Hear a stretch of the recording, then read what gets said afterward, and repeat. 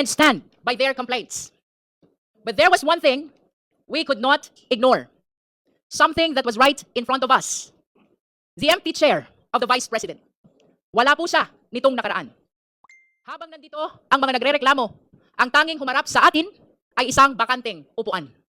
And yet, with or without the presence of the Vice President, with or without her cooperation, tuloy ang mandato ng komite. At umusad nga ang ating pagdinig noong araw na iyon. First, we formally received subpoena documents, all of which are now part of our record. Second, we heard a statement of Ramil Madriaga, who testified for the very first time in a public hearing. Through his supplemental affidavit, we were confronted with a staggering allegation that confidential funds were spent not just in 11 days, but were purportedly disposed of within a mere 24 hours. Hindi 11 araw, sa halip 24 oras. Milyones na naubos sa loob lamang ng isang araw.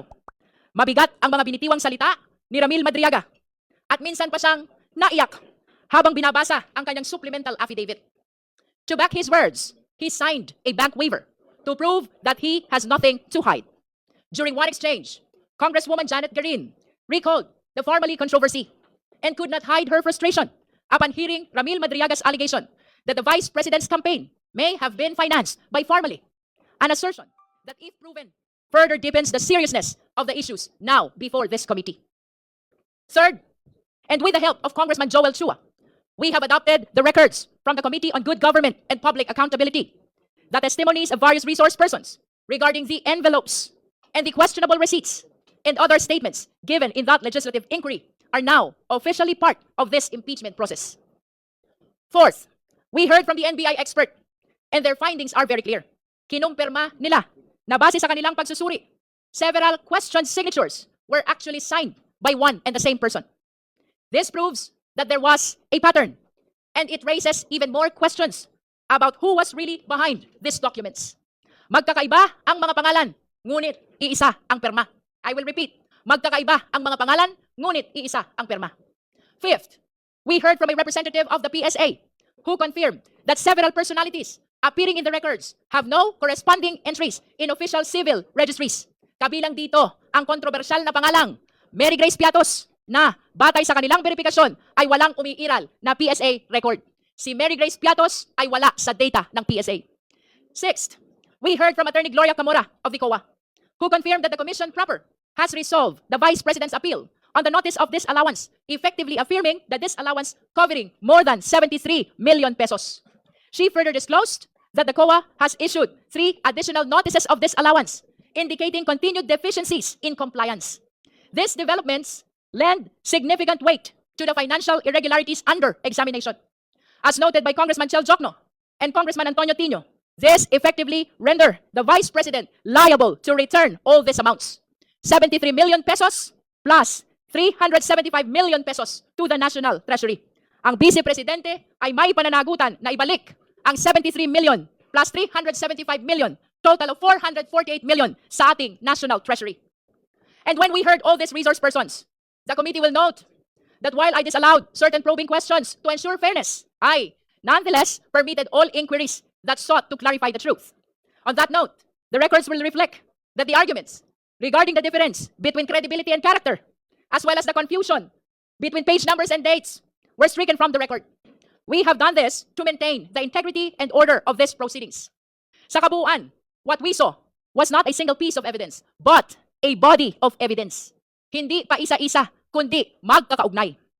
But after the hearing, the story did not end there. Sa katunayan, doon pa lamang nagsimula ang mas malakas na ingay sa labas. Marami ang nagulantang, marami ang nag-react. The hearing became the subject of headlines, discussions, statements, particularly from the Vice President.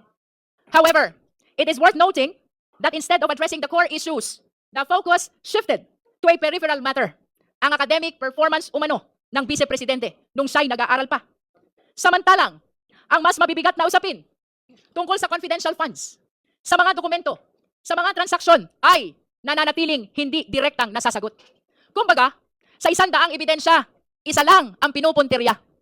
Let me be clear, this committee will not take anything at face value, whether said inside this hall or outside of it. Hindi tayo basta maniniwala sa ingay. We will evaluate everything Dahil ang katotohanan ay hindi matatagpuan sa mga press release. Ito ay nakasandal sa mga dokumento at sa mga salaysay na sinumpaan. Sa totoo lang, nagos na nga tayo. Tila ginagaslight pa tayo. Ang mas mahalagang tanong ay kung nasaan ang pera.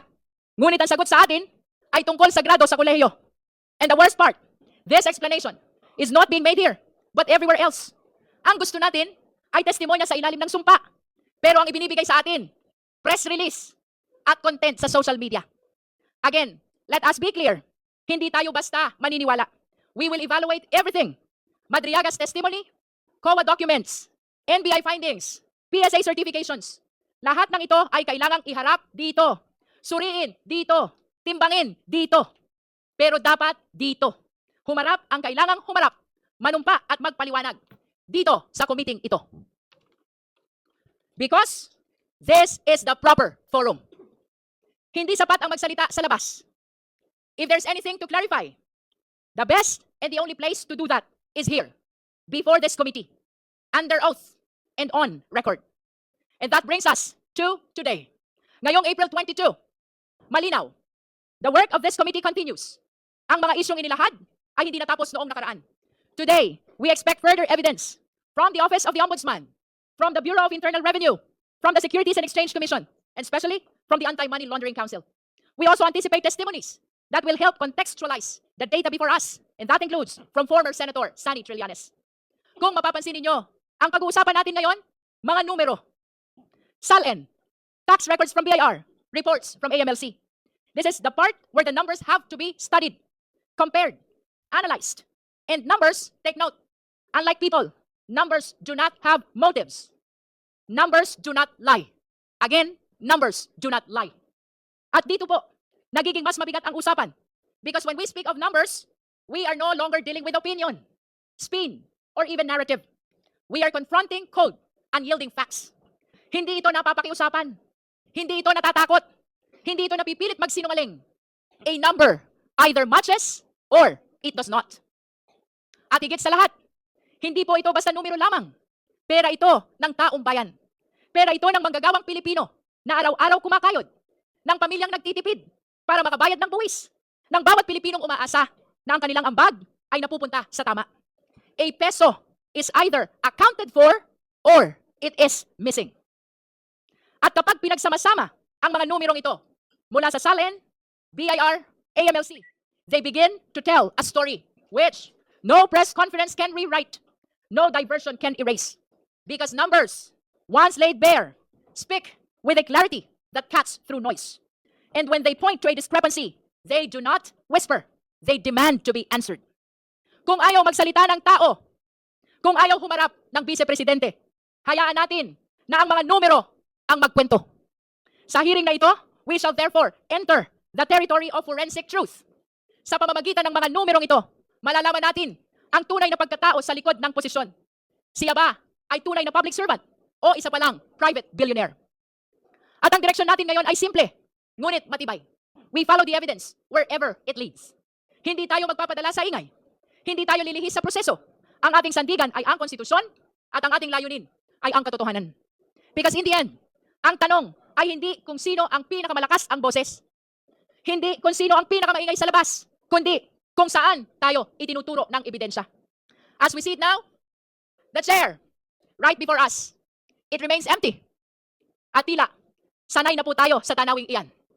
Ngunit kahit bakante ang upuang iyan, even if that chair remains empty, this room is full of the people's questions. Napakaraming tanong. Mga tanong na sa kabila ng pag-iwas, hindi mawawala. Sa kabila ng pananahimik, hindi maglalaho. Mga tanong na kailanman ay hindi kayang takasan ng bakanteng upuan. Not today. Not anymore. Let the evidence speak. Let the numbers testify. Let the chips fall where they may be. Let us finally resume this hearing. With that, this committee shall proceed. Madam Chair. The Chair, the Honorable Chua. The Chair directs the Committee Secretary to call the case. Thank you, Madam Chair. Impeachment complaints against Vice President Sara C. Duterte, filed by Reverend Father Joel Saballa et al. And endorsed by Representative Laila M. De Lima, and filed by Attorney Nathaniel G. Cabrera, and endorsed by Representatives Bienvenido M. Abante Jr. and Francisco Paulo P. Ortega V. Let it be placed on the record that the Committee Secretary called the Vice President, and it appears that the Vice President is still not present in our hearing. The chair likewise direct the committee secretary to call the complainants, at least to be acknowledged. Comsec. The complainants in the Saballa et al. Impeachment complaint: Father Joel Tadena Saballa, Father Rogelio del Rosario, Sister Geraldine Denoga, DC, Pinky Tam, Father Joselito Sarabia, CM, and Pastor Leonardo Arevalo. And the counsels for the complainants, Attorney Amando Virgil Ligutan and Attorney Stephen Magallon. The chair acknowledges the presence of complainants in Saballa et al. Complaint.